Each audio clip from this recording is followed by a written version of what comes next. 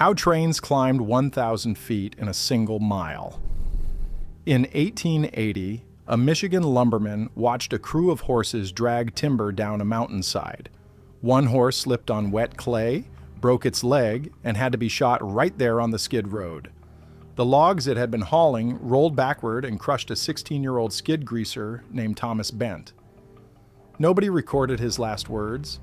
Nobody recorded much of anything about Thomas Bent at all, except that he died on a Tuesday in a forest that no longer exists. That lumberman's name was Ephraim Shay. And the death he witnessed that afternoon set him on a path to solve one of the most brutal engineering problems in American history. How do you move a locomotive up a mountain so steep that a conventional train's wheels would simply spin in place, going nowhere? The answer he came up with changed everything. It opened up millions of acres of virgin timber. It carved railroads into mountainsides that had never seen a wheel of any kind. And it killed a staggering number of men in the process. This is the story of geared locomotives, the machines that went where no train was ever supposed to go, and the price that was paid to put them there. Between 1880 and 1940, roughly 4,500 of these machines were manufactured. They operated on every continent except Antarctica.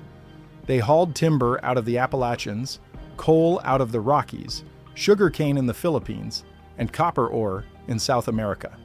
And today, fewer than 20 of them still run. The rest were cut apart and melted down, consumed by the same industrial appetite they had spent their lives feeding. To understand why geared locomotives had to exist, you first have to understand what a conventional locomotive could and couldn't do.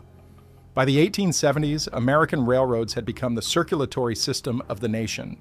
Transcontinental lines, regional networks, local spurs connecting small towns to markets. The locomotive was, without exaggeration, the single most important machine in the country. But it had a fundamental limitation that most people never considered, because most people never needed to. A standard rod locomotive works by converting steam pressure into rotational force through a set of driving rods connected to large wheels. The pistons push the rods turn the wheels, and the whole thing moves forward with that iconic rhythmic chuffing. On level track, or gentle grades, the system was brilliant, fast, efficient, and reliable. But gravity is unforgiving. The moment you point a railroad uphill, the equation changes drastically. A conventional locomotive could handle a grade of about 2%, which means a rise of roughly 100 feet over a mile of track. Push beyond 3% and you started losing traction. The heavy driving wheels would begin to slip against the rail surface. The engine would stall, and if you were unlucky, 100 tons of iron would begin sliding backward down the mountain with your crew still aboard and no reliable way to stop. 4% was considered the absolute limit for rod locomotives, and even that required sand sprinkled constantly on the rails, drastically reduced loads, and a good deal of faith. Most railroad engineers wouldn't attempt it if they had any choice in the matter. But here's the problem. The timber that America desperately needed, the coal it was burning through at terrifying rates, the copper and iron and silver it was pulling out of the earth, all of it sat in mountains with grades of 6, 8, 10, even 14%. We're talking about slopes so steep that if you stood at the bottom and looked up at the track, it would look less like a railroad and more like a ladder leaning against a wall. 1,000 feet of elevation gain in a single mile of track. That's not a gentle incline, that's a climb. And horses could get up there, barely. Mules could manage it sometimes. But they moved slowly, they ate every single day whether they worked or not, they broke down in the cold, and they died in numbers that would horrify a modern reader. In the Appalachian logging operations of the 1870s, a draft horse had an average working life of about 3 years before it was either dead or too broken down to continue. Mules lasted slightly longer, but not by much, as the mountains wore them out and used them up, and when they were finished, the logging companies replaced them and kept cutting. The cost was enormous, not just in animal lives, but in human ones. The men who drove those horse and mule teams worked alongside animals that outweighed them by 1,000 pounds, on slopes slick with mud and tangled with roots and slash. A spooked horse on a steep grade didn't just bolt. It took the log chain with it, and the logs, and anyone standing in the way. Teamsters were crushed, dragged, and trampled with depressing regularity. So the problem was clear. They needed a locomotive that could climb where no locomotive had ever climbed before. One that could haul heavy loads up impossible grades, around sharp curves with radii tighter than 100 feet, over rough and uneven track that would derail any standard engine within the first quarter mile. And the man who solved it wasn't a trained engineer from a prestigious university. He was a logger with calloused hands and sawdust in his boots. Ephraim Shay was born in 1839 in Sherman Township, Ohio. He served in the Civil War, came home, and went into the lumber business in Herring, Michigan. He wasn't an inventor by education or temperament. He was a practical man who spent his days in the woods watching men and animals struggle against terrain that didn't care whether they lived or died. And he paid attention to things that other people accepted as unchangeable facts of life. The timber industry in the 1870s was, by any honest measure, a slaughterhouse. Logs were moved by gravity, by water, by animal power, and by sheer human muscle. The most dangerous job was that of the log driver, the men who rode massive timber rafts down swollen rivers during the spring melt. They stood on logs that weighed thousands of pounds, shifting and rolling in freezing current, on using nothing but pike poles and raw balance to keep the jam moving downstream. Log jams were the constant enemy. When a jam formed, men had to wade into the tangle and pry logs free by hand, knowing that if the jam released suddenly, the surge of timber would grind anything in its path into pulp. A man who worked 5 seasons as a log driver and still had all his fingers was considered genuinely fortunate. Shay watched all of this and thought about it differently than most. He wasn't interested in building a better horse or training tougher mules. He was thinking about building a different kind of machine entirely. The story goes that he started experimenting in the early 1870s with a crude steam-powered cart that used a flexible drivetrain instead of the rigid connecting rods of a conventional locomotive. His first attempts were rough. By some accounts, his earliest prototype was little more than a flat car with a vertical boiler and a chain drive connecting to the axles. It worked, barely, and it showed him the direction. The concept was simple, but the execution had never been attempted on a locomotive before. Instead of connecting the steam engine directly to large driving wheels through rods, Shay designed a system of gears. 2 or 3 vertical cylinders mounted on the right side of the boiler drove a horizontal crankshaft. That crankshaft connected through bevel gears to a longitudinal drive shaft running along the right side of the locomotive's frame. At each axle, universal joints allowed the drive shaft to flex as the trucks pivoted on curves, and another set of bevel gears transferred the rotation to the wheels. Every wheel on the locomotive was a driving wheel. Every single one. Think about what that means compared to a conventional engine. On a standard rod locomotive, on only the large driving wheels provided traction. The smaller leading and trailing wheels just rolled along for the ride, offering no pulling force at all. On a Shay, every wheel gripped the rail. Every wheel pulled its weight. And because the gearing reduced the rotational speed dramatically, the tractive effort at the rail surface was enormous compared to the engine's size and weight. It was slow. A Shay locomotive topped out at about 12 miles per hour on flat ground, and on the steep grades it was built for, it might crawl along at the pace of a man walking beside it. But speed wasn't the point. Speed was never the point. The point was that it moved at all where no other locomotive could. A Shay could climb a 7% grade hauling loaded log cars without losing traction. Some operated routinely on grades exceeding 14%, which is so steep that if you spilled a cup of water on the rail, it would run downhill faster than the locomotive was climbing. Shay patented his design in 1881 and partnered with the Lima Machine Works in Lima, Ohio, to manufacture them commercially. That partnership would endure for decades, and it would make Lima one of the most important locomotive builders in the country. The first production, Shay was a small 2-truck model weighing about 13 tons. It was shipped to a logging operation in Michigan, where it promptly proved that everything Shay had been claiming was true. It climbed grades that would have stalled any rod locomotive on the market. It negotiated curves so tight that the front and rear of the engine were pointing in different directions, and it did it while hauling a useful load of timber. Word spread fast in the logging industry. Within 5 years, Lima was building shays faster than they could ship them.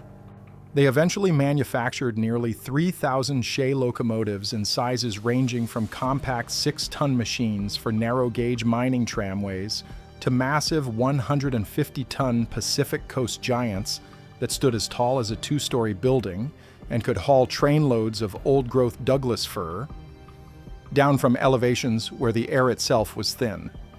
The Western Maryland Railway, the Mower Lumber Company, the Greenbrier, Cheat, and Elk Railroad, and the list of operators reads like a directory of American extraction industry. The impact was immediate, and it was staggering. Suddenly, timber companies could build railroads directly into the mountains. They could lay track up slopes that had been completely inaccessible to any wheeled vehicle. They could move logs faster, in greater volume, and at lower cost than any combination of horses, mules, and rivers had ever managed. The Shay locomotive didn't just improve the logging industry, it changed the map of what was possible. Entire mountainsides that had been written off as unreachable were suddenly open for business, and America was hungry. The scale of what followed is hard to comprehend from a modern perspective. In West Virginia alone, more than 3,000 miles of logging railroad were built between 1880 and 1920. 3,000 miles in a single state on track that was never meant to be permanent. The Western Lumber Company operated a network of Shay-powered railroads through the spruce forests of the Allegheny Highlands that would have rivaled many small regional railroads in total mileage. The Meadow River Lumber Company ran shays on grades so steep that the locomotive's cab was visibly tilted even when the engine was standing still on the track. In the Pacific Northwest, when the Weyerhaeuser Timber Company and dozens of smaller operators built Shay railroads into the Cascade Range and the coastal mountains of Oregon, reaching stands of Douglas fir and western red cedar that had been growing since before Columbus landed. The numbers were staggering. At the peak of the logging railroad era, there were more miles of temporary logging track in the United States than there were miles of paved road. These were not major transportation arteries. They were capillaries. I'm reaching into every valley, up every mountain, threading through forests that had never heard an axe fall. And at the end of nearly every one of them, a geared locomotive was doing the work. But the Shay had characteristics that made operating one a deeply personal experience. Because the cylinders were mounted vertically on the right side of the boiler, and the heavy gearing apparatus hung along that same side, the locomotive was inherently unbalanced. It leaned to the right. Not dramatically, but noticeably. Engineers learned to compensate by loading extra weight on the left side, sometimes using water tanks positioned asymmetrically. But a Shay always had a slightly drunken quality to its movement. It swayed, it rocked, it lurched on rough track in ways that a conventional locomotive never would. And the noise. If you've ever stood near a working Shay locomotive, you don't forget the sound it makes. A conventional rod locomotive has that rhythmic, almost musical chuffing. The Shay sounds nothing like that. The vertical cylinders and gear train produce a rapid, clattering bark, almost like a mechanical heartbeat running at double speed. It's urgent and industrial, and old-timers who worked around Shays their whole lives could identify one by sound alone from half a mile away in thick timber. The smell was another thing entirely. Hot iron, steam, cylinder oil, coal smoke, and creosote from the ties, all mingled together into an odor that permeated everything. Men who worked around geared locomotives carried that smell in their clothes, their skin, their hair. Their wives knew what a Shay smelled like without ever having ridden one. It was the smell of hard industrial work, and it didn't wash out easily. The heat in the cab was ferocious. The boiler sat right next to the engineer, radiating heat that could be felt through leather gloves. The firemen worked inches from the firebox door, unshoveling coal or feeding slabs of wood into a furnace that reached temperatures above 2,000 degrees Fahrenheit. In summer, working a Shay in the mountains of West Virginia or the old-growth forests of Washington State Men would strip to the waist and still be soaked through with sweat in 20 minutes. Burns on the forearms and hands were so common that experienced firemen carried scar tissue that looked like melted candle wax. It wasn't a question of whether you'd get burned. It was a question of how badly. Now, the Shay was the first and most famous geared locomotive, but it wasn't the only one. Two competing designs emerged in the 1880s and 1890s, each attempting to solve the same fundamental problem with different engineering philosophies. And the rivalry between these three types became one of the most fascinating and least known technology competitions in American industrial history. The Climax locomotive appeared in 1888, designed by Charles D. Scott and manufactured by the Climax Manufacturing Company in Corry, Pennsylvania. Where the Shay placed its cylinders vertically on one side, the Climax took a completely different approach. It mounted two cylinders in a V configuration underneath the boiler, angled inward toward each other like the cylinders of a motorcycle engine. These drove a central crankshaft that transferred power through a gearbox to a longitudinal drive shaft running down the center of the locomotive, on not along one side. From there, bevel gears at each axle turned the wheels. The result was a locomotive that was inherently more balanced than the Shay. Because the drivetrain ran down the center instead of along the right side, the Climax didn't lean. It rode more evenly on the rails, which meant less wear on the track and, in theory, a smoother ride for the crew. But the Climax had its own set of problems. The V-shaped cylinder arrangement tucked the moving parts underneath the boiler, which made maintenance a miserable job. To work on the cylinders, crankshaft, or gearbox, mechanics essentially had to crawl under the locomotive on their backs, working in a cramped, grease-soaked space with hot metal above their heads and sharp edges on every side. A Shay mechanic could access most of the drivetrain from the right side of the engine while standing upright. A Climax mechanic spent half his working life lying in the dirt. The Climax also struggled on the tightest curves.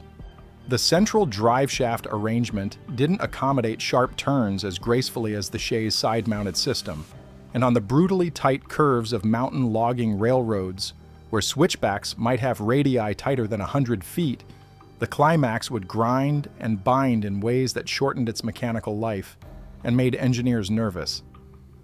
About 1,000 Climax locomotives were built between 1888 and 1928.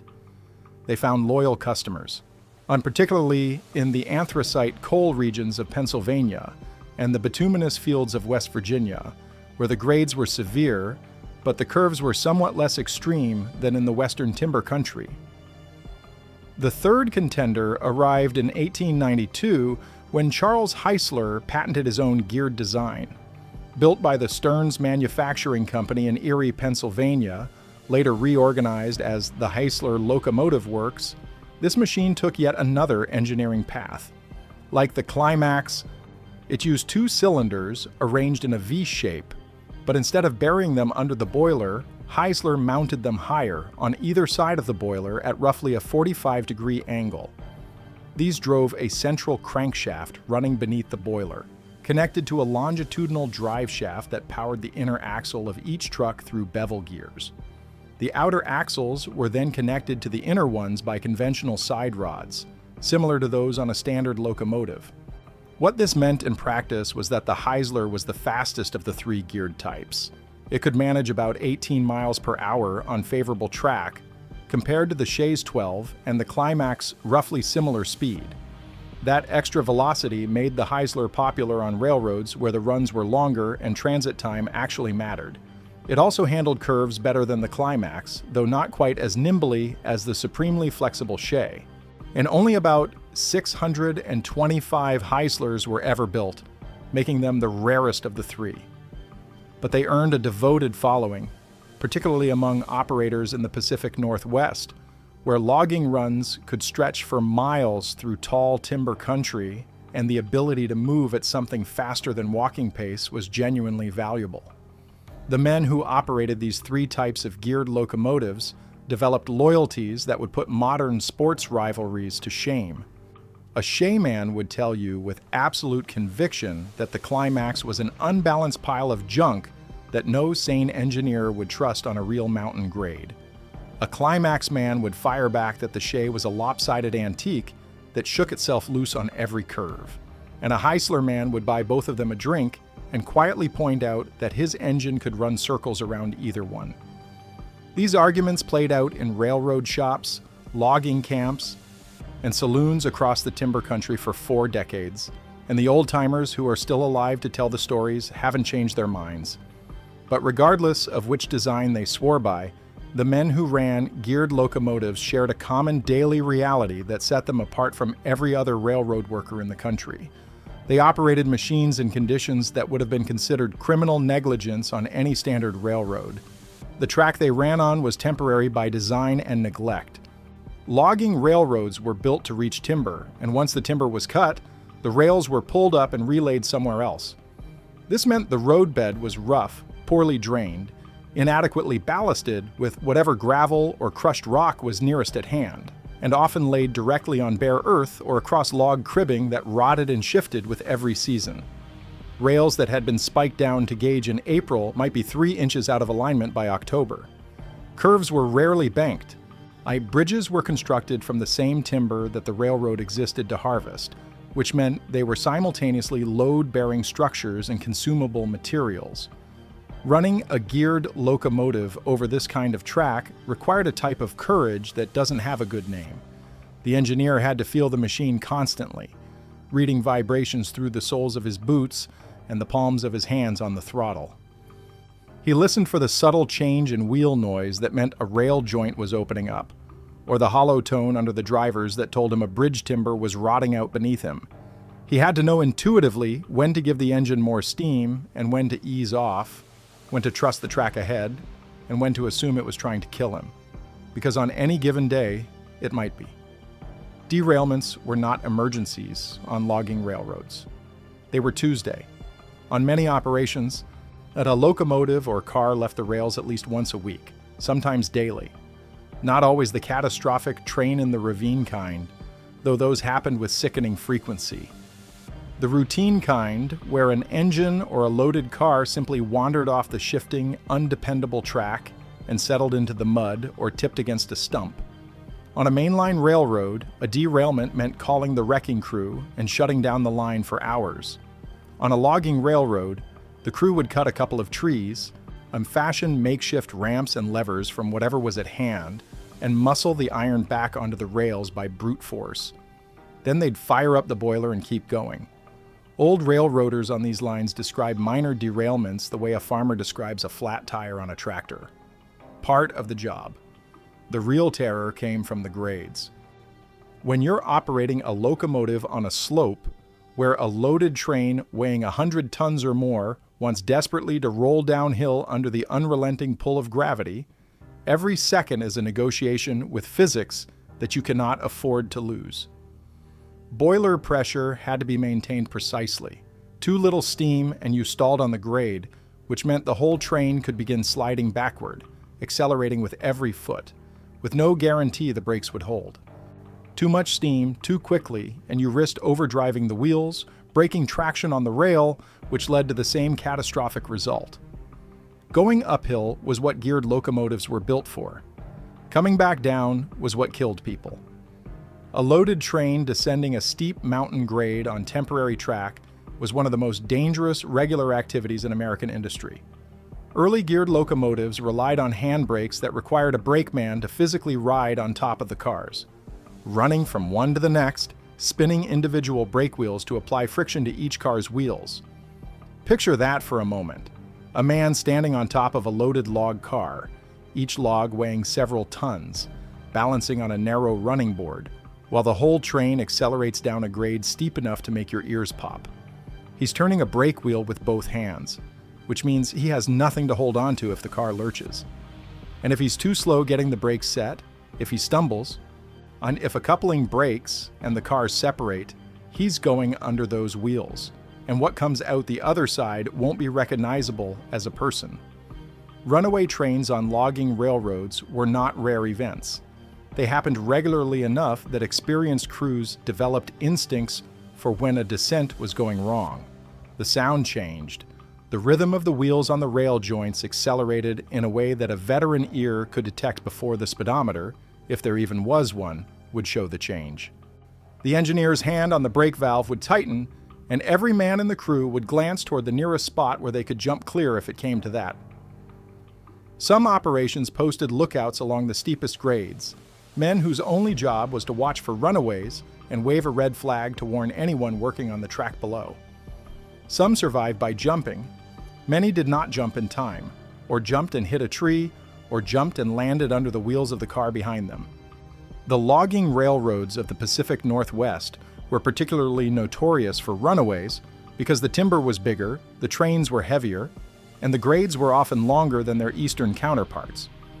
A loaded train of old-growth Douglas fir logs, each one weighing several tons, coming down a 5-mile grade at increasing speed, was a force of nature that no brake system of the era could reliably contain. When a loaded log train ran away on a mountain grade, the ending was always the same. The train accelerated until it hit a curve too sharp to navigate at that speed, and then the locomotive, the cars, and thousands of board feet of timber left the rails and went down the mountainside in a cascading avalanche of iron and wood. The noise was said to be heard for miles. The wreckage could spread over hundreds of yards of slope, and the crews, if they hadn't jumped in time, were found in the debris, sometimes in pieces. The death toll on American logging railroads between 1880 and 1930 will never be fully known. Many operations kept minimal records. Workers were often itinerant men who moved from camp to camp with the seasons, sometimes using false names to avoid debts or warrants. Deaths were reported unevenly. In many cases, a man who was killed on a Tuesday was replaced by a new hire on Wednesday, and the only record was a line crossed out on a payroll sheet. But the fragments we have tell us enough. In West Virginia alone, logging railroad accidents killed hundreds of men in the first 2 decades of the 20th century. The Spruce Run disaster of 1901 took 7 men when a Shay lost its brakes on a mountain grade and plunged into a ravine with its entire crew. Boiler explosions, runaway trains, derailments into gorges, bridge collapses under loads the timbers were never meant to carry.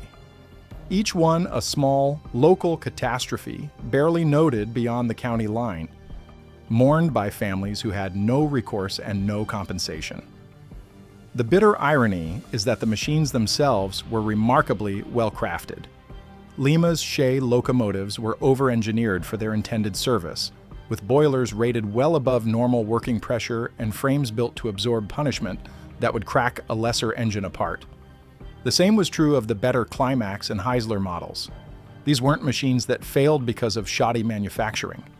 They failed because they were asked to do things that pushed against the outer boundary of what was physically possible, on track that was barely functional, operated by men who were underpaid, overworked, and considered expendable by the companies that employed them. By the 1920s, the world that geared locomotives were built for had begun to disappear. The virgin timber of the eastern mountains was largely gone, clear-cut in a frenzy of extraction that had consumed entire mountain ranges in barely 4 decades. Forests that had taken centuries to grow were reduced to stumps and slash in a single generation. In West Virginia, the spruce forests that had covered the Allegheny Highlands like a dark green blanket were virtually erased between 1900 and 1920. Photographs from the period show mountainsides stripped bare to the soil, looking more like the aftermath of an artillery bombardment than a commercial enterprise. The timber companies took what they wanted and moved on, leaving behind eroded slopes, silted streams, and abandoned railroad grades that led nowhere. The timber companies moved west, then further west, and eventually the old growth ran out there too. The great forests of the Pacific Northwest, which had seemed inexhaustible to the first loggers who saw them, and were being cut at a rate that even the industry's own foresters warned was unsustainable. But the cutting continued because there was money in it, and because America's cities kept growing and kept needing lumber. At the same time, internal combustion was changing everything. Gas-powered Caterpillar tractors appeared in the woods in the 1920s and proved they could drag logs through terrain that didn't need rails at all. trucks improved rapidly, and by the 1930s, a fleet of logging trucks could navigate crude mountain roads that were vastly cheaper to build and maintain than any railroad. The economics of laying temporary track, running a steam locomotive that needed constant water and fuel, maintaining a boiler and a gearing system that required skilled mechanics, and then pulling it all up again to move to the next timber stand, those economics were being demolished by machines that ran on gasoline and could go wherever someone had bulldozed a path. The Great Depression accelerated the transition. Lumber demand collapsed, and companies that had been operating on thin margins went under. The railroads they'd built were abandoned, and the locomotives they'd operated were suddenly surplus equipment with no buyers. Hundreds of geared locomotives were simply parked on sidings and left to rust. Others were sold for scrap at prices that wouldn't have covered the cost of the steel in their boilers. The transition wasn't instantaneous. Some operations ran geared locomotives well into the 1950s, particularly in remote areas where the infrastructure for truck logging hadn't yet arrived. But the trajectory was clear, and the manufacturers saw it. The last new Shay locomotive rolled out of the Lima Works in 1945, a 3-truck model destined for a lumber operation in the Pacific Northwest. The last Climax had been built in 1928. Heisler stopped production around that same period. In total, roughly 4,500 geared locomotives of all 3 types were built over a span of about 60 years. The vast majority were scrapped. Cut apart with torches, their boilers sold for scrap metal, their frames melted down and recycled into automobiles and tractors and the very trucks that had made them obsolete. It was the kind of industrial cannibalism that America has always practiced without sentiment. The machine that served its purpose was consumed by the machine that replaced it. But not all of them were destroyed. And this is where something remarkable happened.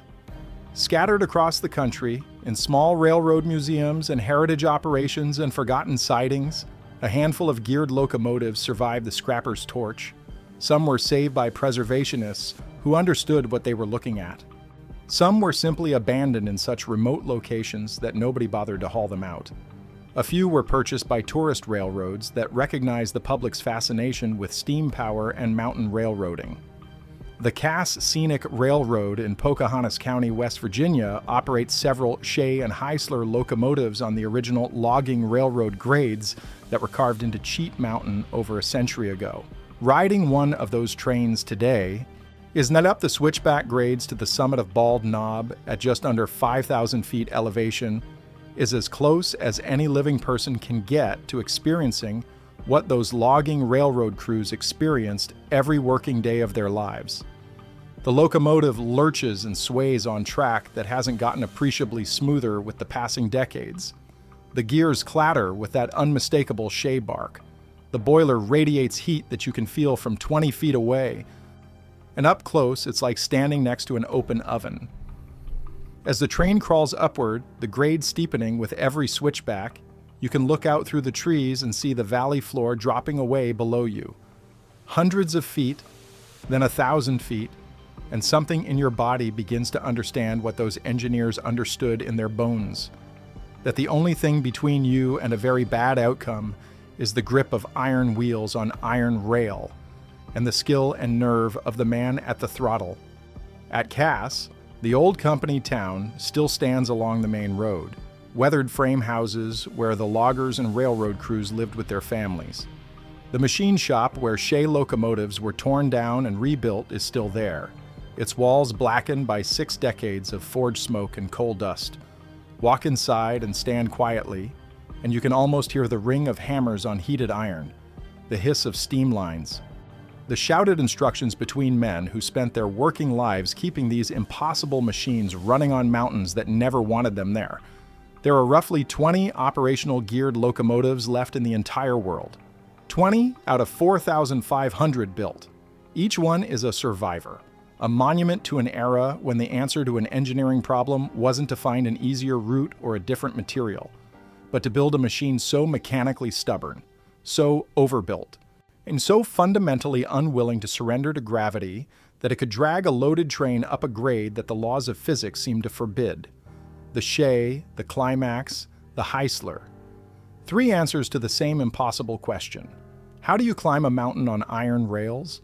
They answered it with gears instead of rods, with torque instead of speed, with brute mechanical ingenuity, and with the blood and sweat of men whose names we have mostly lost. What remains when the timber is gone, the iron is scrapped, and the men are buried? A few surviving machines, tended with devotion by people who understand their significance. A handful of photographs, fading and cracked, showing grimy men standing beside locomotives on grades so steep the photos themselves seem tilted. Some payroll records with names and dates and causes of death rendered in terse clerical shorthand. Crushed, scalded, fell, unknown, and the mountains themselves, which are still there. They're quieter now. The rails are gone from most of those grades, reclaimed by the forest that was supposed to have been conquered. Saplings grew up through the old road beds, and a century later, you can walk through second-growth timber on a mountainside in West Virginia and feel your boot catch on something buried in the duff. And if you kneel down and brush away the leaves and soil, you'll find a railroad spike. Rusted almost to nothing, driven into a rotting tie by a man whose name nobody remembers, sure on a railroad that served its purpose and disappeared. Every piece of lumber that built the houses and cities and factories of industrial America came from somewhere.